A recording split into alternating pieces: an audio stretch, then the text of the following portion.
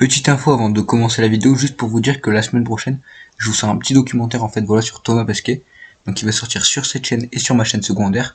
Donc le lien est en description bien sûr. Du coup, je vous invite vraiment à aller vous abonner à ces deux chaînes et activer les notifications. Sur ce, je vous laisse et je vous souhaite une bonne vidéo à tous.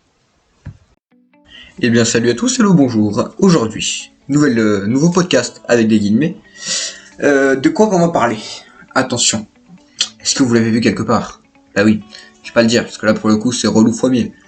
Aujourd'hui on va parler des agences spatiales. Eh ben qu'est-ce que c'est une agence spatiale à votre avis? Ben je vous le demande mesdames et messieurs, je vous le demande, qu'est-ce qu'une agence spatiale? Eh ben vous allez bientôt le savoir. Donc, vous avez vu le titre, hein, vous avez justement cliqué sur le titre. Pour ça, bah, justement parce que vous avez envie de regarder cette vidéo, vous avez peut-être pas envie, donc du coup dans ce cas-là vous avez pas cliqué. Si vous avez pas cliqué, vous entendez pas ce que je suis en train de vous dire en classe, vous n'entendez ce que je suis en train de vous dire que ceux qui ont cliqué. Donc voilà, donc écoutez. Aujourd'hui on va parler des agences spatiales, donc on va pas rabâcher le même truc qu'à chaque début de vidéo. Vous vous abonnez, vous mettez la cloche de notification, vous mettez un petit commentaire parce que ça fait toujours plaisir, un petit pouce bleu et vous partagez la vidéo. On va rien préciser de plus, ce ne sera pas la peine. Est-ce que vous êtes prêts? Moi oui, c'est parti.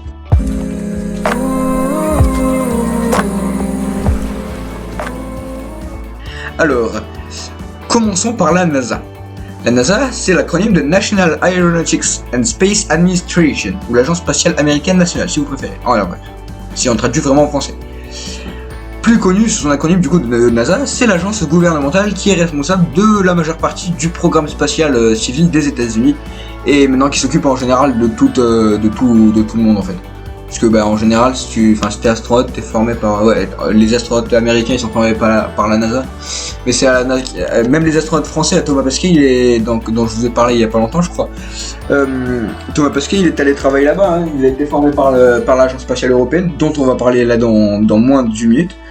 Mais bref, c'est la NASA qui organise tous les vols spatiaux, tout ça, voilà, tout qui, même, par exemple, je vais prendre l'exemple de SpaceX, donc la société d'Elon Musk pour les incultes. SpaceX, c'est un partenaire de la NASA, quoi. Enfin, ils travaillent ensemble, quoi.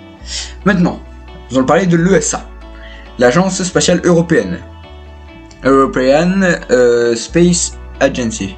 On va dire que c'est comme ça que ça se dit.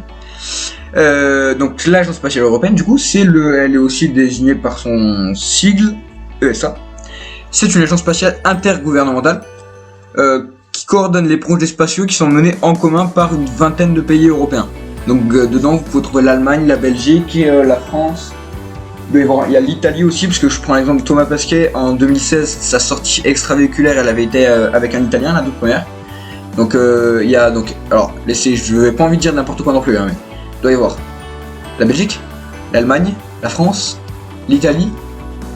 Juste vous devez savoir que là c'est de l'improvisation, hein, c'est pas noté nulle part. Hein. Alors après par exemple les autres elles me viennent pas du tout à l'esprit. Donc voilà, donc ça c'est le ça. Il y a la JAXA, l'agence d'exploration aérospatiale japonaise. Alors maintenant je crois que ça s'appelle la JAPAX. J'ai un doute, mais je crois. Donc c'est l'agence spatiale nationale du Japon. Elle a été fondée le 1er octobre 2003 par la fusion de 3 organisations japonaises qui interviennent dans le domaine spatial. Donc il y avait l'ISAS, la NASDA et la NAL JAXA. Donc maintenant du coup c'est la JAXA du coup maintenant c'est l'organisation qui est chargée du développement du programme spatial japonais. Donc du coup ça veut dire que c'est elle qui forme les astronautes, donc les taïkonautes, on dit même japonais. Je prends l'exemple de Thomas Pesquet encore une fois. Cette année, avec SpaceX, donc il est parti avec 2 Américains et un Japonais. Donc le Japonais c'était Akihiko Oshide. Voilà, donc ça c'est pour la petite anecdote. Et ensuite la dernière, juste on va dire comme ça, Roscosmos. C'est officiellement l'entreprise d'État pour les activités spatiales et en fait elle est Roscosmos, c'est l'agence spatiale qui est chargée du programme spatial russe. Donc maintenant, là ça c'était les principales, hein, les 3 grandes principales. Donc après il y a l'agence spatiale chinoise, d'ailleurs la Chine qui est au cœur de l'actualité en ce moment, hein, par rapport, donc je sais pas si vous avez suivi, mais par rapport au lancement là du module de sa première station spatiale, de sa station spatiale qu'elle va lancer en orbite, du coup la station spatiale chinoise.